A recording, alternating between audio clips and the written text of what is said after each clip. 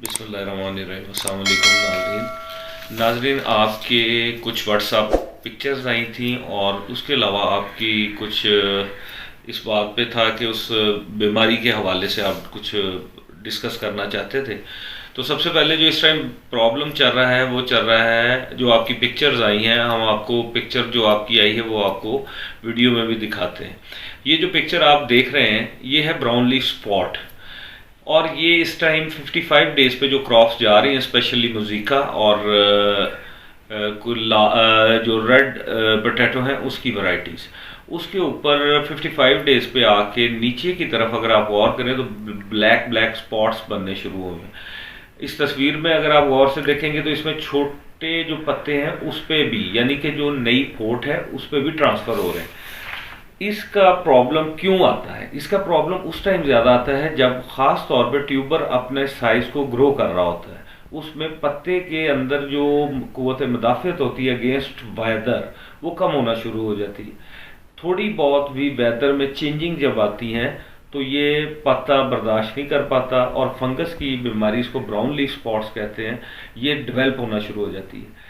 और उसके अलावा ये फिर अगर आप कंट्रोल प्रॉपर नहीं करते तो ये brown leaf spots Aahista Aahista नीचे से ऊपर की तरफ मूव करेगी। जब ये ऊपर की तरफ मूव करेगी तो आपके पत्ते विद इन 7 to 10 डेज के अंदर अंदर पहले ब्लैक स्पॉट्स बनेंगे, फिर वो येलो होना शुरू हो जाएगा और फिर आहिस्ता आहिस्ता पौधा खत्म हो जाएगा। इससे ये होगा कि आपका राशन जिस साइज में पड़ा है उसने मजीद ग्रो नहीं होना। दूसरा, आपका जो राशन होगा उसके ऊपर भी जो पत्ते के ऊपर ब्लैक स्पॉट्स हैं वो आपके पोटैटो के ऊपर भी ब्लैक स्पॉट्स बढ़ने शुरू हो जाएंगे। अब आ जाते हैं कि इसका कौन सा वेदर इसको फेवरेबल होता है इस डिजीज को। इसका वेदर जो फेवरेबल होता है वो होता है जब ड्राइनेस ज़्यादा बढ़ती जाएगी या नमी बढ़ती जाएगी। ड्राइनेस कैसे? दिन का टेम्परेचर बढ़ा, रात का टेम्परेचर ठंडा हो गया, दिन का गर्म हो गया, इसमें वेरिएशन आ गई। इसमें ये अल्टरनेटिव सोलोनाई का एक ग्रुप है जिसमें इस बीमारी को हम अगेता जलसाओ कहते हैं, और ये फंगल का जो इसका नाम है वो है ब्राउन लीफ स्पॉट।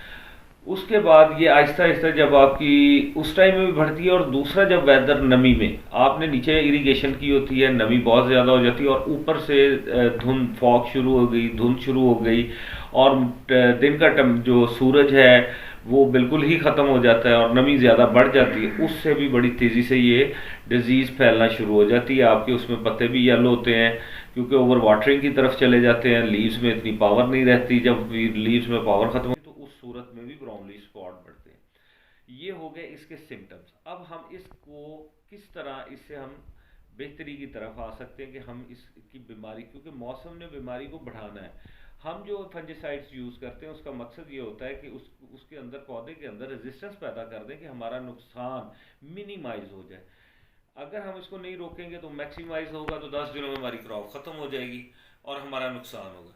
इसको कम करने का जो सबसे बेहतरीन हल है वो एक ही है कि आपने, जब आपके 50 डेज के ऊपर क्रॉप जाती है, उसमें मिनकोजेब या इंट्राकॉल या क्लोरोथायोनिल, ये और सल्फर जो है ATWG फार्मूलेशन वाला, उसका स्प्रे किसी भी सिस्टमिक स्प्रे के साथ ज़रूर मिला के करें। वैसे जो मेरी रिकमेंडेशन है, मैं अपनी तरफ से जो रिकमेंड कर रहा हूँ लोगों को, और काफ़ी बेहतर रिजल्ट रहे हैं, वो आपके साथ शेयर कर देता हूँ। हम कर रहे हैं इस टाइम, अगर मैंने मेटलॉक्सल प्लस मिनकोजेब करवाया तो वो मैं 2.5 एकड़ यानी 2.5 एकड़ पे करवाता हूँ, साथ प्लस सल्फर ऐड करवाता हूँ टू, वो भी 2.5 एकड़ पे।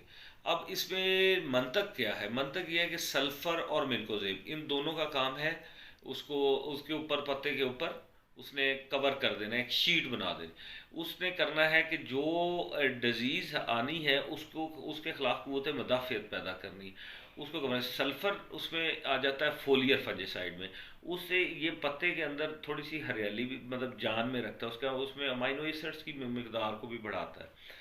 बाज़ जगह पे मैं अमाइनो एसिड्स के स्प्रे हैं उसको करा रहा हूँ, वो पेट्रॉन का एक प्रोडक्ट है, बहुत अच्छा प्रोडक्ट है, उसके रिजल्ट्स बहुत अच्छे रहे हैं। और वेदर के खिलाफ आई थिंक सो कि वो उसने बहुत ज़्यादा रेजिस्ट किया है। उसको साथ में ऐड करता हूँ 1 बोतल फी एकड़। फिर उसके ठीक छठे सातवें दिन हम दोबारा फिर सल्फर के साथ कोई ना कोई, अगर मैंने मेटलॉक्सल मिनकोजेब करवाया तो नेक्स्ट स्प्रे में स्मॉक्सिनल मिनकोजेब है, प्रोडक्ट मौजूद हैं, स्मोक्सिनोल प्लस क्लोरोथायोनिल मौजूद है आपके पास ऑप्शन। उसके अलावा एक्रोबेट डाइमेथोमार्क प्लस पेनकोजेब आपके पास बहुत अच्छी ऑप्शन है। इसको इसी तरह ही सल्फर के साथ ठीक 5-6 डेज के बाद हम दोबारा उसको ऐड करवा देते हैं, स्प्रे करवा देते हैं। उसकी सबसे बड़ी रीज़न ये होती है कि आपको एक स्प्रे को असर करने में अगर सनलाइट मौजूद है 3 डेज से 4 डेज लगते हैं। पहला स्प्रे का असर शुरू हो, 5 डेज के बाद जब हम अगला स्प्रे करवाएं जब तक उसका असर चलेगा, उसके साथ ही रिपीट जब स्प्रे हो जाएगा उससे अगर आपकी बीमारी आई है तो वो बीमारी वहीं रुक जाएगी, और अगर आपके खेत में नहीं है तो वो आपकी मिनिमाइज होगी। क्लोरोथायोनिल मौजूद है आपके पास ऑप्शन। उसके अलावा एक्रोबेट डाइमेथोमार्क प्लस पेनकोजेब आपके पास बहुत अच्छी ऑप्शन है।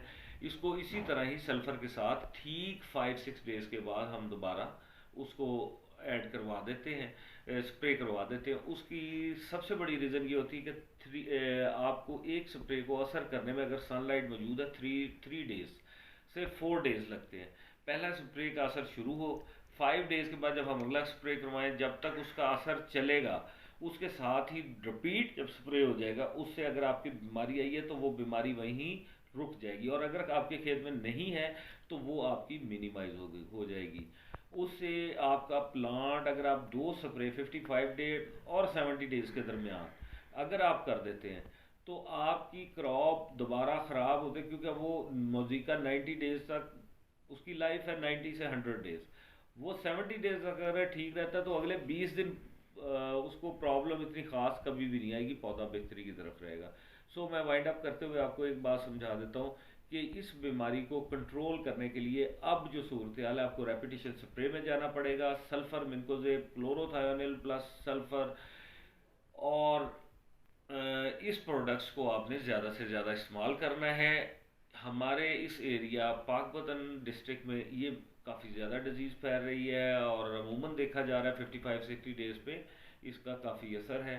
तो आप इस वीडियो को देखें, शेयर करें, और अगर कोई आपका इस बारे में कोई सवाल हो तो हम हाजिर हैं। Thank you very much.